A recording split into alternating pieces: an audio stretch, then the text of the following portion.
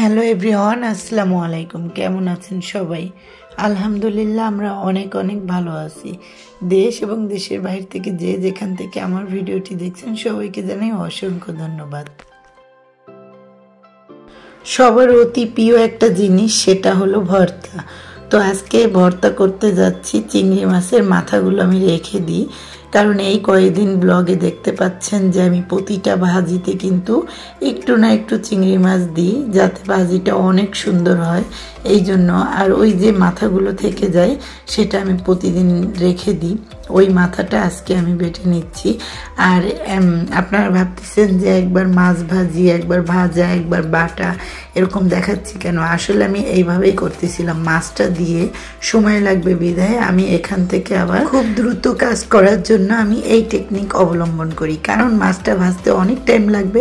এদিক থেকে থানকুনি পাতাটা বেটে নিচ্ছি। আর আমার কয়েকদিন যাবত একটু পেটটা খারাপ হয়েছে, এই জন্য আসলে থানকুনি আজকে খাবো, দেখি কি হয়।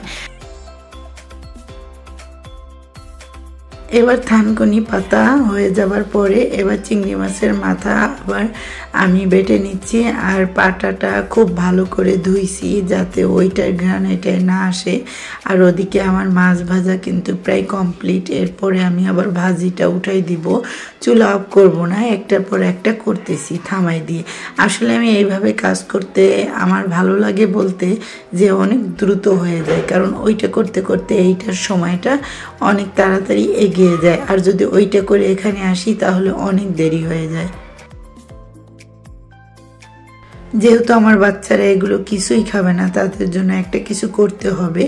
আর ওদের তো ডিম ভাজি প্রতিদিন আসেই, তো আজকে ভাবলাম যে না, ডিম রান্নাও করব না, ভাজিও করব না। কালকে যেহেতু ডিমটা রান্না করেছিলাম এই জন্য আজকে আর করব না।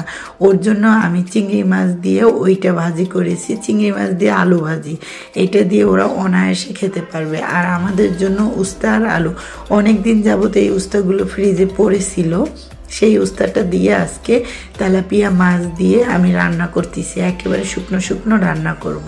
আর এই রান্নাটাও কিন্তু অনেক ভালো লাগে। আর আমার রান্নাটা দেখে বোঝা যাচ্ছে যে আমি দেখেন একটার ভিতরে একটা দিয়ে দিই। আসলে এইভাবে রান্না করলে আমি দেখেছি অনেক সুন্দর লাগে।